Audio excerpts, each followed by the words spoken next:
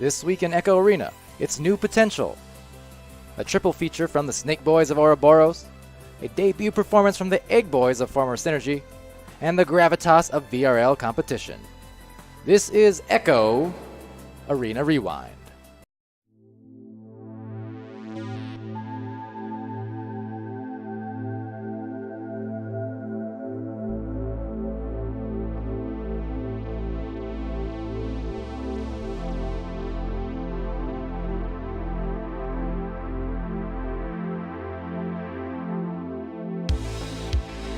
It's your man, Pooh Nanners, your Texas caster and hype master. And I'm Palador the Pizzador, back again with the best of Echo Arena action. That's right, and wearing a throwback jersey today, I see. Yeah, rocking the old school Oculus Connect 5 jerseys, back from Season 1, back when I apparently used to order my shirts one size too large. In any case, I'm back for an unintentional special edition of Echo Arena. This is the European edition of Echo Arena because that's all the videos I have this week. So we're going to roll with it. But yeah, I even ordered a Team Gravity jersey a few weeks back, just not in time for this impromptu ep. So you're not going to skip that one size too big thing and go all the way to like one size too small, like a lemming style? I wouldn't go that far. Plus, I don't have the arms for it. Fair enough. On that note, a friendly reminder that this show is completely community run. So if you want your matches featured and for Palador to do his fancy video packages for you, send him your clips. So you can DM those through Twitter or through Discord is a good way to get those coming through. So moving on to our first match, we have Next Gen versus Wasted Potential. This is the Season 3 Cup 5 for the EU that we're getting into. And right. Next Gen versus Wasted Potential. What do you know about these guys? About especially Wasted Potential. I know that Next Gen and Wasted Potential sounds like social commentary, and that's what I'm going to stick with. Starting off with Simon for Wasted Potential, bringing up the disc with defense right on his tail to force the pass, and Felix popping out of the nest like a hawk to intercept. Then for Next Gen, it's Swingley to Dage for the long pass, but two Wasted players cutting off the passing lane to force a panic shot that's saved by Lewis. Both teams scoreless 2 minutes in, throwing down Fight Club style with midfield brawls. Simon dives in for one more punch and kisses the orange players goodbye before setting Lewis up with a cross pass for the first 2 points on the board. Then it's Simon again, dancing on the floor, launches himself up and over for the bank. Dage for Next Gen now threads it over to Felix, who feels it for the one-on-one to put his team on the scoreboard. Then right back again gets disc, and Swingley stuns the goalie to buy Felix a quality look for the tie. With under 40 seconds to go, Wasted Potential with joust advantage gets a pass all the way down to Lewis, who barely dodges the defender but just misses the shot. Disc gets momentarily lost in the scramble, but Lewis gets it right back for the go-ahead goal. Next Gen has one more crack at it. Felix bounce passes under the blue stack, but they quickly change directions and blitz Swingley right as he receives a disc. So Wasted Potential closing out Game 1 with defense. Close games there. Even though Wasted Potential came away with that 2-0 win, it was more low scoring than normal. But certainly the defensive stops and brawling played a big part. I gotta say the team play and the standard of defense has increased so dramatically compared to early last season. Yeah, and that is exemplified with Next Gen and Wasted Potential.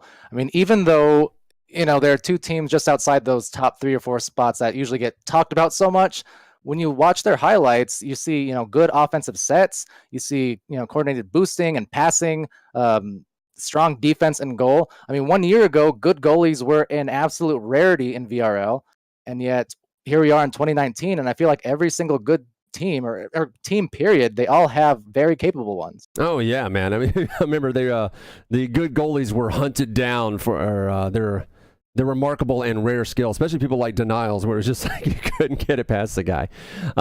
Next up is the first of 3 Ouroboros games we're highlighting this week. That's right.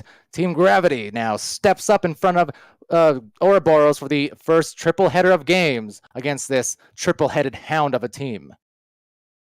Yeah, it's a triple-headed hound. Wait, is that Cerberus? I think you're thinking of Cherubs.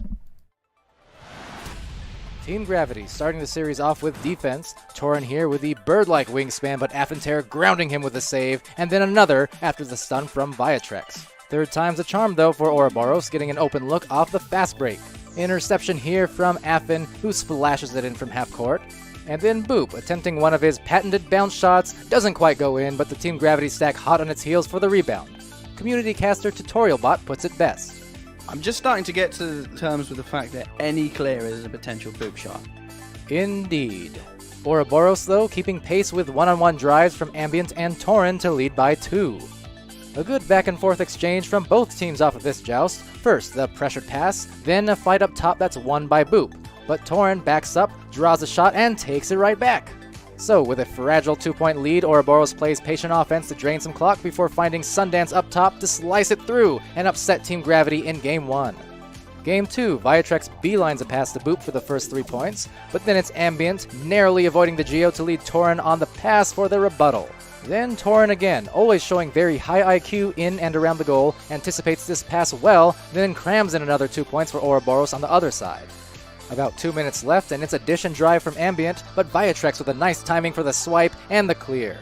Now, Team Gravity had actually struggled in Game 2, missing many of their open threes, and never mind. Viatrex's full-court clear goes in, preceded by a much more deliberate one right after. Law of averages, I suppose. Ouroboros finishes Game 2 with a couple good saves, but falls to Team Gravity by 6.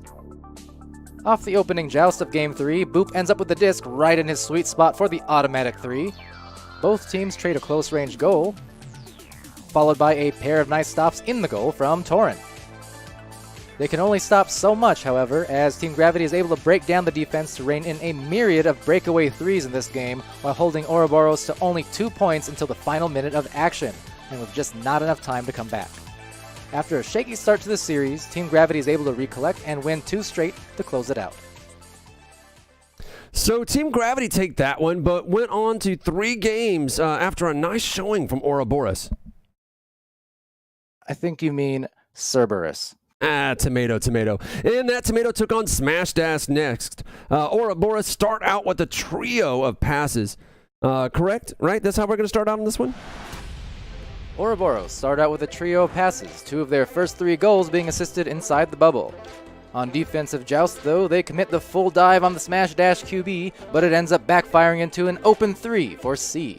And it won't be the last time this happens in Game 1, because a minute later, it's Sendo receiving the tightly strung pass from One Job Jorgen for 3. Then, heady play by Torin here, meeting the disc halfway, and gives it a love tap at the last possible second for the 2. With score tied halfway through the first, it's Ouroboros benefiting off one of those open joust 3s to put him up 3. Ambient scores again for their team on a 1v1, then Torin creeping around and prepared to intercept and clear that pass from Smash Dash. C comes back with a shot from above to put Smash Dash within 3, but one more of those joust breakaways comes at the end for Ouroboros, none more difficult or prettier than this one from Torin, who practically curves it around the Geo to guide it in and claim Game 1 for his team. Smash Dash will win Game 2's opening joust and bank a 3, but Sundance waving his hands in the air like he just don't care.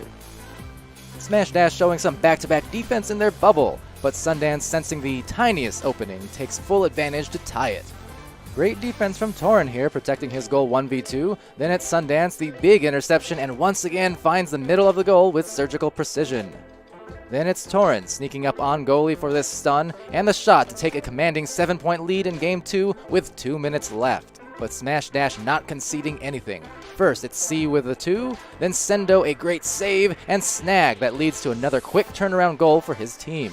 Sundance comes through again with another long bomb through the tiniest window, but back to Smash Dash, who score again despite the initial save from Torin, and then inflicting a critical turnover on Ouroboros' joust to score the 3, and only down by 1 now. Then Ouroboros has a chance to end it here, but the unfortunate miss results in the recovery from Smash Dash, who sends blood in the water, gets it to the other end, and scores to steal Game 2 and force a 3rd and final game. So Game 3, it's Ouroboros with first goal. Then for Smash Dash, it's One Job Jorgen with a nice defensive stop and steal, takes the deepest possible tunnel shot, and it looks good, but it's denied by the Ouroboros stack, boosting back. Both teams trade goals and stay tied with under 2 minutes left. And on this play, it's Torren getting the disc, but takes an extra second. He can't afford to line up the shot, and it's taken by Smash Dash instead. And then it's C with a ridiculous shot from one ramp to the other to go up by 3 late. But much like the late lead was not safe for Ouroboros in Game 2, they know it's still anyone's game. First, coming back with an inside 2, a big interception on a 3 attempt, and then with 20 seconds left, Sundance with a crucial stun and steal. So down 1 with possession. Ouroboros will work the disc up the field, can't afford to miss a single pass at this juncture, and they don't. Showing some incredible concentration and fortitude to hit every single pass in perfect rhythm for Sundance to bring it home with a clutch victory for Ouroboros in this extremely hard-fought series, coming right down to the wire. A nail-biting display coming in from both teams. After going the full distance in their first 2 matches, it's time for the complete breakfast as they join Eggboyz in the arena. Yeah, Eggboyz appropriately debuting on Easter, and well, you may recognize 2/3 of this team as former Synergy members. It's Maddie and Nillywick making their return this time, with one Lone Gecko in tow. The EU team scramble is in full effect. Yeah, wait, does that have something to do with those waffles? What waffles? Hot off the joust, it's Nillywick with a 3 for Eggboyz, wasting no time at all. Ouroboros answer back with the pass and score to the backboarded Torren. Eggboyz with the fluid passing up the field, not missing a beat for the score. Then, doing it again with good midfield defensive pressure to steal the disc and clear. Then boosting and finishing from deep is Nillywick through the heavy traffic. Next round, more midfield defense from Eggboyz, forcing a turnover that leads to another 3 from Nilly. And then later, even more defensive stops inside their bubble this time, and Ouroboros just not able to find cracks in that defensive egg in this first game, nor stop their offensive flurry to the tune of 18 points. Game 2, Eggboyz start off with the first goal, but Synergy finding some second wind, and it's Torren cashing in on a pair of 1v1s. Nillywick flying in on a loose disc here, spins around for a quick shot that he misses, but gets his own rebound and makes sure it goes in the second time. For Ouroboros, it's Sundance coming into nest here, but Lone Gecko right there to force a long 2 that's saved by Maddie. And then Nilly puts in another 2 points for Eggboyz. Over halfway through a much more tight Game 2, Ambient drives and dishes to Torren for 2, and then following Joust come out with a serious pressure on Eggboyz to force a rush pass that's intercepted by their stack, leading to 2 more very efficient points for Ouroboros. They bring their score to within 1, but Eggboyz just a force all over the arena in this match, and through the very hot hands of Nillywick, come back with a pair of 3s in the final 90 seconds to pull away and sweep the series. Wow, so after 2 series where Ouroboros went to 3 games, including against the top-seeded Team Gravity, Eggboyz come in and sweep this series with an impressive combined score of 31-12. All season long, Team Gravity, Synergy, and Ouroboros have been battling out for those top 3 spots every week. Right, yeah. Now, Team Gravity has finished number 1 more often than not so far, but Synergy right on their tail for a lot of these weeks. They've won 3 of their 10 games against Team Gravity so far, collectively, and including week 2, where Synergy did beat them in their series to take first place for the week. So win or lose, these matches have often been very close. And so the next question is, can Maddie and Nillywick match or even exceed that success that they've achieved with Lone Gecko now as their 3rd? Well, that segues right into our final match, as it will be Eggboyz versus Team Gravity. First shot of the game coming from 3/4 away by Boop. The Ultra Green Light just dings, but rebounded by the boosted Viatrex. Eggboyz on offensive joust and Team Gravity man-marking on defense. Maddie strings a pass to Nillywick, then swiftly down to Lone Gecko, who finds the opening to just squeeze in the 3 right on the edge of the goal. Then it's mayhem in that corner pocket. All 6 players bunched up and absolutely slugging each other for control of that disc before Eggboyz finally clear it out, and Gecko breaks loose with a boost for his second 3-pointer in a row. As the defense encroaches, Viatrex hits his cutter Boop for a shot down the middle.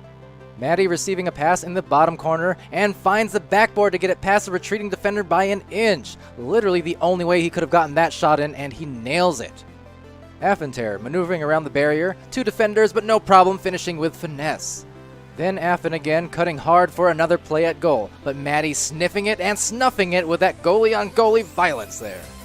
Other end, it's Maddie with the over-the-shoulder fling. It dings, but back into his hands to put it in on the second try, and taking the first game for Eggboyz 11-6. Second game between these two top teams, and zoom. Eggboyz eventually grab it though, and it's Maddie finding his gecko in the grass who puts it in past the two defenders. Viatrex comes back with a whirling shot towards the feet. Then back to Eggboyz, it's Nilly showing patience to draw out the defenders before finding Gecko, who paints in the top corner. Now it's Boop, booping it off the goalie's head, but Viatrex the snatchback and the score.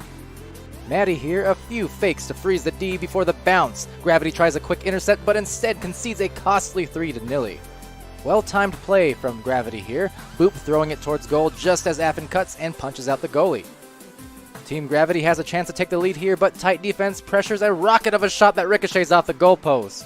On their side of the floor, Affin Terror comes through with a vital save, but can't negotiate the Eggboyz defense, who clamp down in the final minute of play to shut out their attempts and take the 2-0 win over Team Gravity in this week's series. Needless to say, an impressive debut from Eggboyz, going undefeated. These guys were already top contenders before. The team has a lot of youth on its side, but with all the 2-0s, I wonder if the rest of the EU will have time to adjust. Yeah, like you brought up, these guys, were already established players in the league, so their success, isn't a surprise in itself. Now, I didn't necessarily expect Eggboyz win margins to be as large as they were, basically doubling up on the score of their opponents today in a lot of these matches. But it goes back to what I said in the last episode about anytime you're facing a new team or just any new combination of players, there's a definite feeling out process. And, you need that time to just be able to adjust, and you can be out of rhythm until you get to that point. Yeah, well, speaking of things that are just a little bit out of whack, let's take a look how this affected those cup results for the EU. So you can see Eggboyz pulling that 5-0, running up to the top. Team Gravity only losing that one round to Eggboyz. Ouroboros also pulling up a 3-2. I believe they lost to Team Gravity and Eggboyz. Was that what it was? Yes. Those were our two featured matches in that triple header of cherubs. So there are lots of 3-2s down for Ouroboros, Smash Dash, and the Mariachis with one-hit wonders rounding out the bottom there. Moving on to the North American standings, we didn't have any video from them because none of them were casted. Everybody who usually casts is in those matches, and I was otherwise indisposed. King Gorilla sitting at top, no surprise there. 11.5 holding up the second spot. Also not a surprise, but a surprise that we did see was Team Joker, Eclipse, and Synapse, and Ignite all more or less just tied in that third spot. You got those tiny tiebreaker points that put Team Joker up over Eclipse. And I remember that you were saying, and we've talked to Simeon about it, that there has been some technical difficulties. I'm actually going to have Simeon come and play here this week, and hopefully we can resolve that. Yeah, our hero, right? Not to play the typical Eclipse card, but tech issues, man. So we're hoping to have those solved. And if they're not in the next couple weeks and we're still fourth in the brackets, feel free to say we suck. But until then, we got some hope. Well, that is it for us. Thanks to all our players and viewers for supporting the show. Show us some love in the comments to get a conversation going, as this helps the show rank up and get more exposure to people that don't know about the league. And as always, I hope the wait was worth it and that it was some combination of informative and entertaining. And of course, as with everything we do at B-Respawn, this is a community-fueled project, as we always mention. So, if you have any matches or moments that you think are highlight-worthy and, you want casted, send them in. And if you have any comments or suggestions on the show, the format, or otherwise, let us know. Yes, again, I am Poonenders, joined by world champion, Echo Arena player, and Pizza League caster, Palador. Yes, world champion for at least a month and a half more. That's right. So this show was brought to you by VRespawn.com, your only source for VR esports news. Be sure to subscribe to the channel and follow us on Twitter as well to stay up to date. This episode was written by Palador with the help of a fancy show producer application written by Chris Brown, not the one you're thinking of. It makes directing a simple task, which I'm performing right now, though I did lead to a couple of flubs. So if you want to actually get into production and directing and want to direct this show and be featured on the show with a little fancy lower thirds graphic with your Twitter handle and your logo, hit us up. We need a dedicated director to join the show and help us build a better one. Palador, say goodbye for us, would you? My pleasure. All right. Well, a huge thank you to the best community I've known and been a part of, and for watching all these episodes and just giving all this support. We've got a lot of it, and it's been great. We've got a lot more action coming your way, so including the conclusion of Stage 2 in this season's VRL this week. And the start of the Pizza League playoffs, actually. So that's going to be fun. Anyways, as always, there is more to find on the Echo Arena Rewind. I love it. So until then, I will see you next time in the arena, and thanks again.